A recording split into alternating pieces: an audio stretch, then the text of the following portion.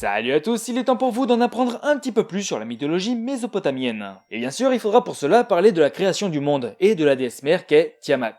Au début, comme il n'y avait rien, le monde et les hommes n'existaient pas. Seuls deux êtres substituaient que sont Apsu, la personnification de l'eau douce, et Tiamat qui personnifie l'eau salée. Et tous deux incarnaient le néant primordial. Un jour, en se mélangeant, ils vont créer la première génération de dieux qui eux-mêmes vont créer les générations suivantes.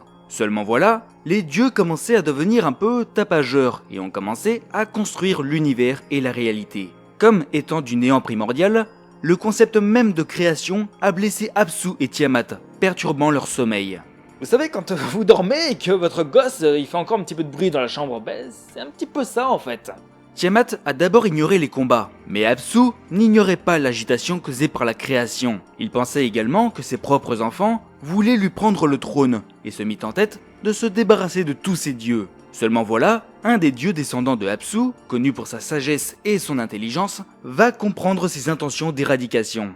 Alors, deux petites choses à savoir avant. C'est que les noms de certains dieux varient selon les deux langues parlées par les premiers peuples mésopotamiens, c'est-à-dire les Akkadiens et les Sumériens. Ensuite, niveau arbre généalogique, il y a pas mal de contradictions en fait, donc on n'est pas vraiment sûr de qui est le père de qui ou le fils de qui. Alors ce dieu en personne s'appelle Ea en akkadien et Enki en sumérien. Certains disent qu'il est le fils de Apsu en personne et d'autres qu'il est le fils du dieu Anu. Bref, Ea eut vent des plans de son père et convainc alors les autres dieux de se joindre à lui pour entrer en guerre contre Apsu.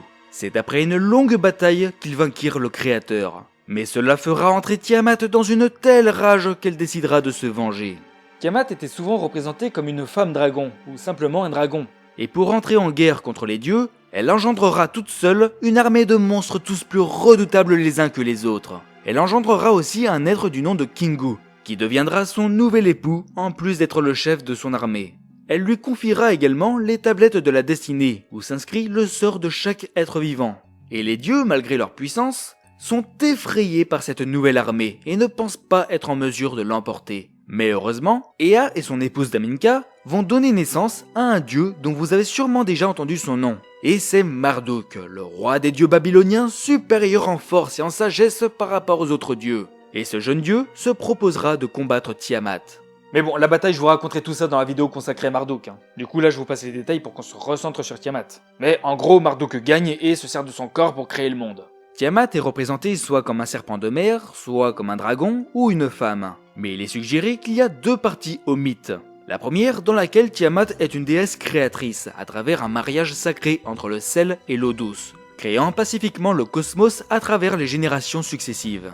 Dans la seconde, Tiamat est considérée comme l'incarnation monstrueuse du chaos primordial. D'ailleurs, son côté dragon sera souvent utilisé aujourd'hui dans la pop culture. Par exemple, Tiamat est le nom de la reine des dragons dans le jeu de rôle Donjons et Dragons. Ça peut être aussi un dragon à affronter dans les Final Fantasy. Ou bien même le Pokémon de type dragon, Diamat, qui est un mélange entre Dio et Tiamat. Et voilà, c'est la fin de cette vidéo. Alors, moralité de l'histoire, laissez papa et maman dormir en paix.